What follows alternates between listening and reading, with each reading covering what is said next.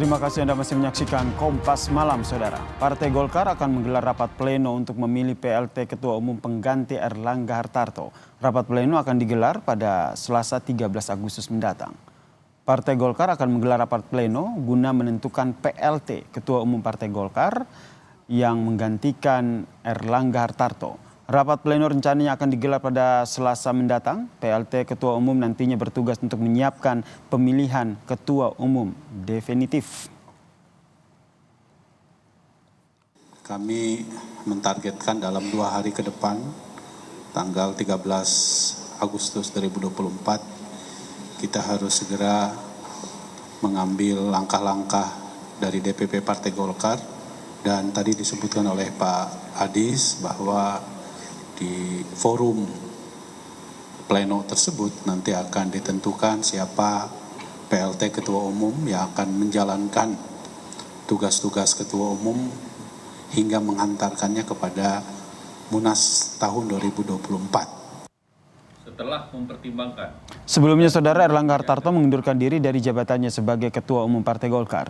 Erlangga beralasan ia mundur dari Golkar untuk jaga keutuhan partai dan memudahkan transisi pemerintahan. Dalam video, Saudara, Erlangga menyebut mempertimbangkan pengunduran diri demi menjaga keutuhan Partai Golkar dan memastikan stabilitas transisi pemerintahan.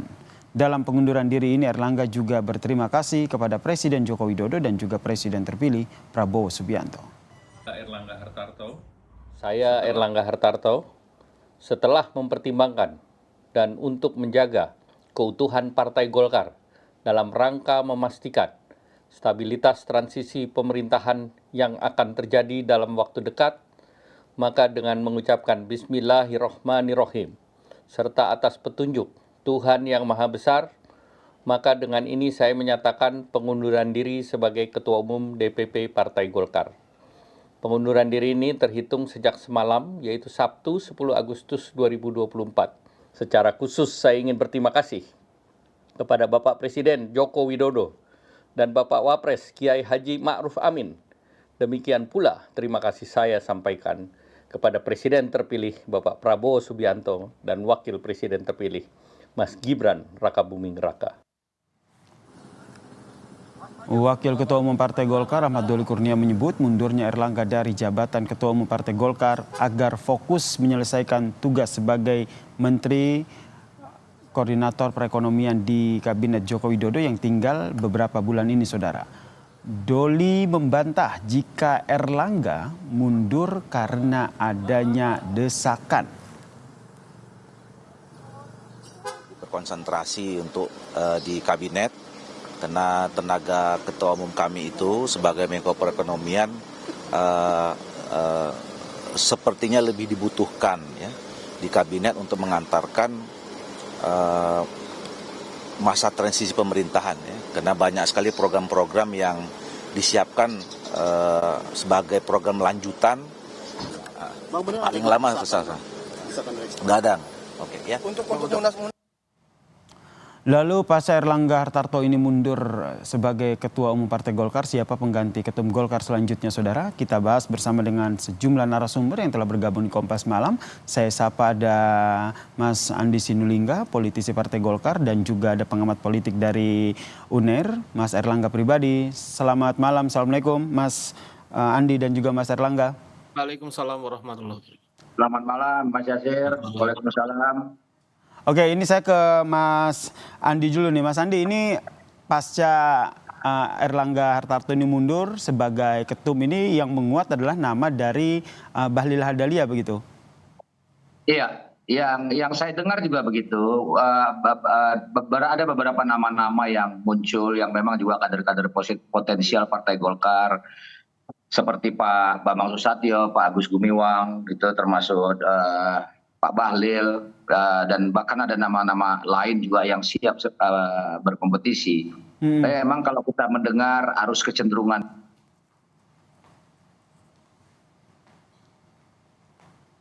Mas Andi?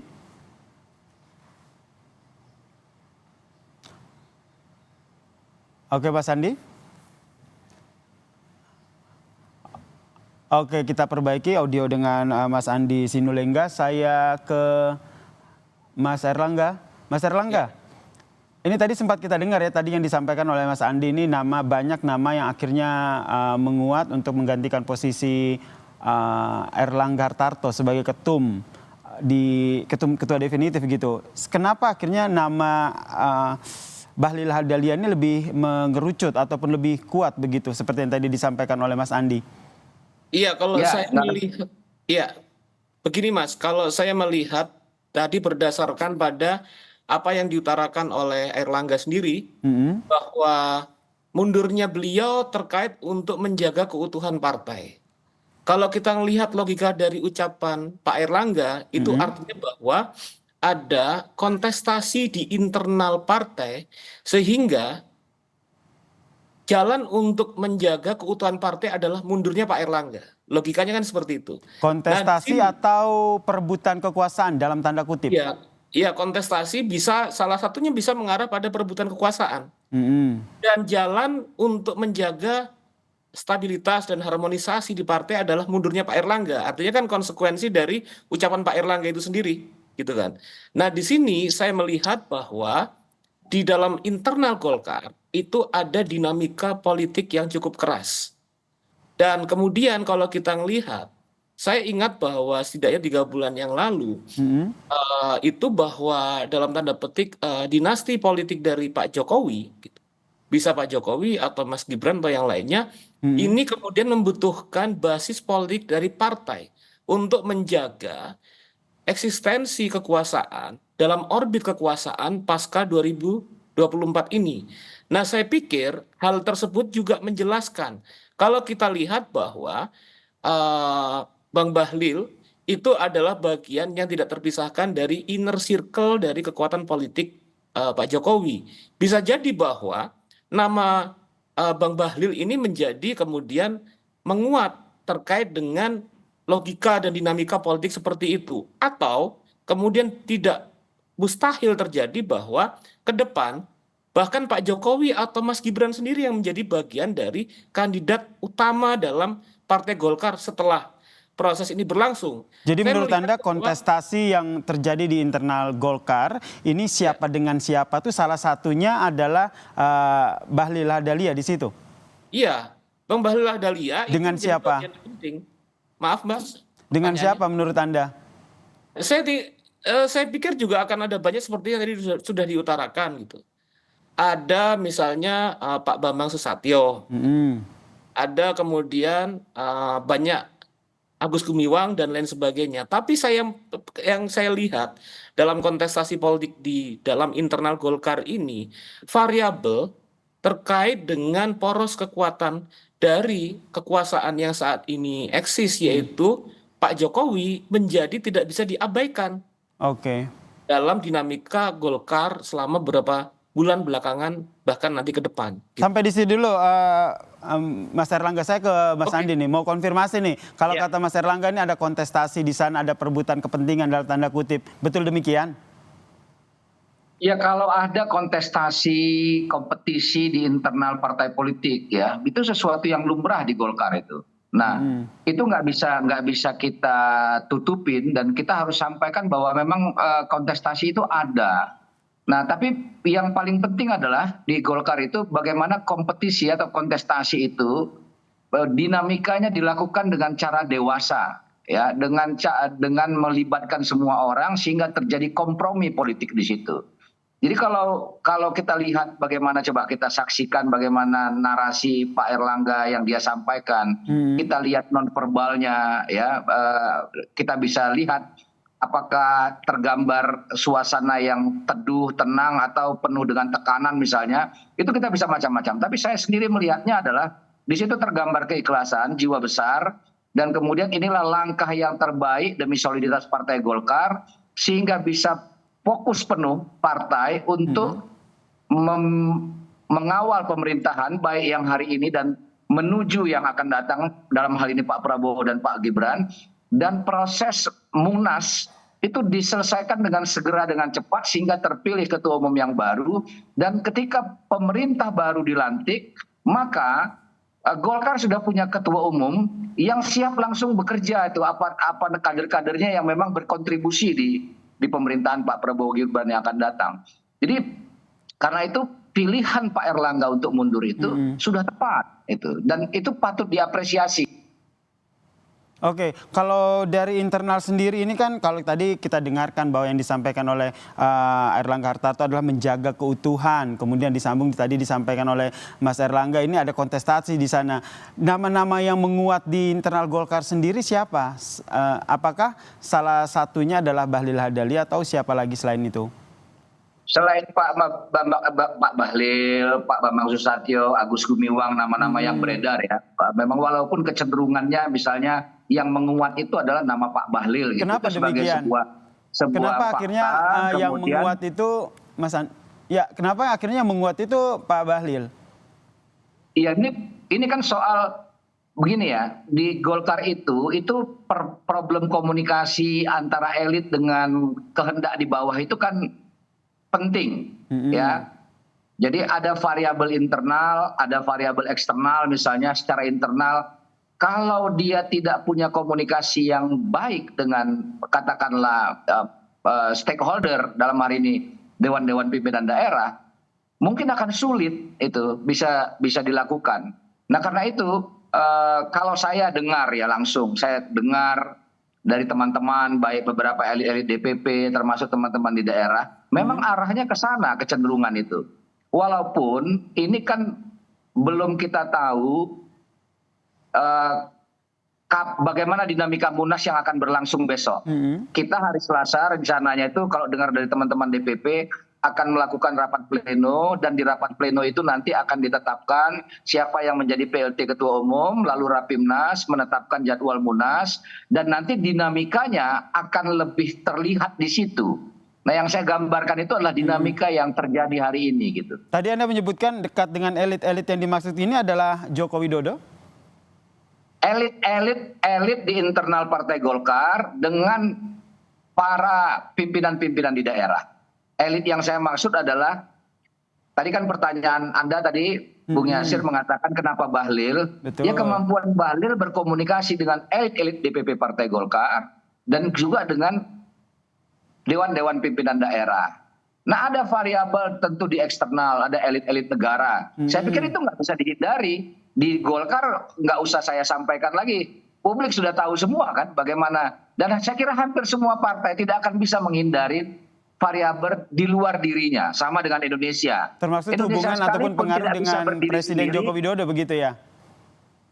Ya sudah pasti tidak mungkin apa yang terjadi di Golkar itu tidak berkomunikasi dengan pimpinan nasional, itu tidak mungkin itu. Pasti ada komunikasi untuk dinamika ini berjalan dengan baik. Tidak mungkin tidak ada komunikasi, pasti ada komunikasi. Nanti tapi jangan dipahami komunikasi itu komunikasi yang negatif gitu ya. Oke, ini komunikasinya akan seperti apa nih untuk menentukan siapa calon pengganti dari Erlangga Hartarto? Apakah betul ini mereka yang berdekatan dengan elit eksternal maupun internal? Saya juga akan minta tanggapan dari Mas Erlangga Hartarto, tapi minta tanggapan dari Mas Erlangga pribadi, tapi usai jeda ya. Kita tetaplah bersama kami di Kompas Malam, kita masih membahas siapa pengganti ketum pasca Erlangga Hartarto mundur dari ketum Golkar. Kita masih membahas pasca Erlangga Hartarto mundur dari ketum Golkar, lalu siapa pengganti ketum Golkar selanjutnya. Saya masih bergabung bersama kami di Kompas Malam, saudara, politisi Partai Golkar, Mas Andi Sinulinga, dan juga pengamat politik dari UNER, Mas Erlangga Hartarto. Saya ke Mas Erlangga pribadi, maksud saya ini sama-sama Erlangga begitu, jadi agak sedikit bingung saya. Nih Mas Erlangga pribadi ini, menurut Anda ini seberapa besar kans dari mereka yang nantinya akan mengganti sosok dari ketum Golkar? Apalagi tadi yang kita bahas salah satunya adalah Bahlil Lahadalia begitu. Iya, kalau saya ngelihat Bang Bahlil itu memiliki kans yang cukup kuat sebagai kandidat ketua umum Golkar di sini. Karena memang seperti tadi sudah diutarakan oleh Bang Andi bahwa hubungan-hubungan yang dekat dengan stakeholder dan tentunya juga dengan elit politik, dan khususnya bahwa Bang Bahlil sendiri memiliki social and political capital dekat dengan Presiden Jokowi, yang hal tersebut memberikan peluang besar pada Bang Bahlil untuk menjadi ketua umum. Nah, di sini juga kita melihat kalau dalam konteks seperti kita tahu ya dalam perspektif politik, Golkar itu pertama memiliki kemampuan untuk melakukan konflik resolution yang cukup matang. Artinya benar bahwa tadi saya utarakan eh, bahwa ada kompetisi, ada kontestasi, bahkan konflik. Tapi salah satu pilihan resolusi konflik itu adalah dengan mundurnya Pak Airlangga Hartarto. Ini Dan resolusi kedua, konflik yang dimaksud ini Pak Erlangga dengan siapa? Apakah dengan salah satu calon ketua umum Partai Golkar yang akan menggantikannya? yang pasti dalam internal pasti ada kontestasi dan ada konflik. Dan mekanisme konfliknya kemudian setelah dipilih dengan kematangan Pak Airlangga untuk mundur. Itu pertama, Mas. Oke. Kedua, kita tahu bahwa kedekatan dengan elit politik atau dengan kekuasaan itu menjadi parameter salah satu standar kriteria dari kandidat ketua umum Golkar, karena tidak bisa dipisahkan bahwa track politik dari Golkar itu kemudian memang bagaimana tetap dalam poros dan orbit kekuasaan. Mungkin hampir semua partai politik seperti itu, tapi Golkar memiliki pengalaman yang cukup panjang tentang bagaimana kemudian menjadi bagian dari proses kekuasaan yang bekerja. Nah, disitulah kemudian dalam pilihan-pilihan politik siapa yang akan menjadi ketua umum, maka kriteria kedekatan dengan poros kekuasaan menjadi suatu hal yang sangat penting sebagai standar kriteria dari ketua umum Golkar. Gitu. Oke, jadi Dan menurut Anda mundurnya Erlangga ini lebih kepada faktor internal Golkar ya? saya pilih kalau tadi pilihan kata-kata yang diutarakan oleh mantan ketum Airlangga Hartarto itu bahwa untuk menjaga soliditas dan kesinambungan Partai Golkar. Menjaga Artinya, keutuhan begitu. Kalau kita lihat kan, keutuhan, kalau ya, menjaga soliditas. keutuhan kan berarti ada yang tidak utuh begitu. Ada yang bisa dikatakan ada sesuatu yang terpecah begitu. Sehingga Ada Erlangga harus problem mundur politik. sehingga nggak pecah dan tetap utuh. Saya ke Ya, ada Mas problem Andi dulu. Mas politik. Andi ini membahasakannya seperti apa? Atau apa yang terjadi di internal Golkar? Boleh saya sampaikan dengan terang ya, sebentar ya, mohon jangan dipotong ya. Jadi soal terkait diksi kata keutuhan itu. Nah, kata keutuhan itu tidak berdiri tunggal karena ada kaitan juga dengan proses transisi pemerintahan dengan kabinet pemerintahan Pak Prabowo ke depan. Nah, kalau kita mau lihat, pasti ada kompetisi di Golkar. Kalau melihat jadwal, itu Desember kita Munas. Kalau mau dilihat jadwal dari ketetapan yang ada. Ya, nah karena di Desember Munas, maka sudah pasti calon-calon potensial di Golkar seperti yang sudah pasti melakukan penggalangan konsolidasi untuk mencari dukungan, ya segala macam itu. Nah karena itu dengan pertimbangan-pertimbangan yang sudah disampaikan lagi terkait transisi itu, supaya lebih dinamis saya sampaikan tadi itu, maka kalau dilaksanakannya Munasnya lebih cepat sebelum pemerintahan baru dilantik, dan kemudian terjadi kompromi politik di antara elit-elit Partai Golkar untuk supaya situasinya lebih konsolidatif, lebih utuh, tidak ada hiruk pikuk, katakanlah bahasa yang seperti itu, maka ini bisa dilakukan konsolidasi di antar elit dan kemudian dengan pimpinan-pimpinan daerah. Itulah pentingnya rapat pleno, rapat pimpinan nasional tadi itu. Nah, di antara itu semua, Pak Erlangga yang tadi sudah disampaikan oleh Pak Doli ingin fokus dia untuk menjalankan peran dan fungsi sebagai Menko Perekonomian yang memang menjadi catatan penting dalam pemerintahan kita hari ini. Nah, saya ingin sampaikan tidak ada privilege yang lebih besar daripada Pak Erlangga memimpin Partai Golkar 2 periode, 2017, 2019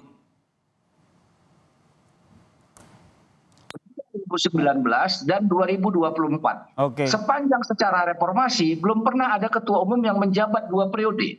Nah baru Pak Erlangga, dan itu tanpa konflik, tanpa ada hiruk pikuk yang berarti. Kita bisa cek semua. Konsolidasi partai bagus, tidak ada perpecahan, bahkan tidak ada hiruk pikuk di luar terjadi.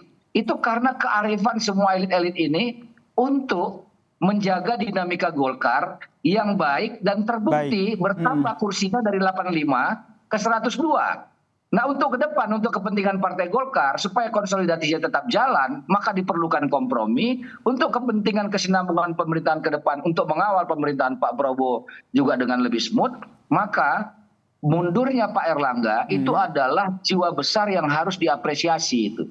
Jadi output mundur itu bagian dari meredusir dinamika yang kita tidak tahu ke depannya seperti apa itu. Oke. Nah, Oke, dalam sudah. konteks itulah menurut saya yang disampaikan Pak Erlangga, pembagian tugas. Dia sudah punya bertugas 2 periode di Partai Golkar dengan segala prestasi, meskipun ada catatan-catatan kekurangannya, tidak ada manusia yang sempurna, dan kemudian beliau ingin fokus di kabinet melaksanakan tugas peran pokok dan fungsinya sebagai Menko Perekonomian. Nah, ini berbagi tugas sehingga konsolidasi Partai Golkar ke depan itu diambil oleh kader-kader terbaik yang ada selain Pak Erlangga. Oke, terakhir saya ke Mas Erlangga pribadi begitu. Melihat ke depannya ini nanti akan seperti apa dinamikanya? Ya, kalau saya lihat bahwa kalau melihat track ke depan gitu, bahwa ini adalah suatu proses bagaimana Partai Golkar sendiri menggunakan mekanisme yang ada di internal partai untuk mengelola konflik yang sedang berlangsung. Jadi kalau tadi kita menyaksikan apa yang diutarakan, saya berpegang pada apa yang diutarakan oleh Pak Erlangga Hartarto, bahwa kemudian untuk menjaga keutuhan partai, dan saya berpegang pada apa yang diutarakan oleh Kanda Andi Sinulinga, bahwa terjadi kontestasi, terjadi kompetisi pada di awalnya, dan kemudian itu adalah hal yang biasa dan ini menjadi bagaimana mekanisme politik untuk menyelesaikan hal tersebut. Baik. Maka di situ saya menyaksikan bahwa kemunduran Pak Erlangga sebagai bagian dari solusi terjadinya konflik di internal Partai Golkar. Oleh karena itu saya lihat ke depan yang akan muncul itu ketika kemudian Bang Bahlil yang kemudian menjadi kandidat kuat, maka ini adalah track bagaimana proses transisi tidak saja di kekuasaan, tapi di internal dari Partai Politik Golkar. Itu kemudian menjaga di mana kemudian pada proses selanjutnya mereka-mereka yang menjadi bagian dari poros kekuasaan Pak Jokowi yang akan kemudian mengambil kepemimpinan di Partai Golkar itu. Ya. Baik, ini nanti kita nantikan bersama ya, seperti apa nanti ke depannya, apakah betul nanti Bahlil Lahadalia ini akan menjadi ketum pengganti Erlangga Hartarto. Ini masih ada proses-proses yang nantinya akan dilewati oleh Partai Golkar. Terima kasih Mas Andi Sinulinga, politisi Partai Golkar, dan juga ada pengamat politik dari UNAIR, Mas Erlangga pribadi telah bergabung bersama kami di Kompas Malam. Salam sehat semuanya.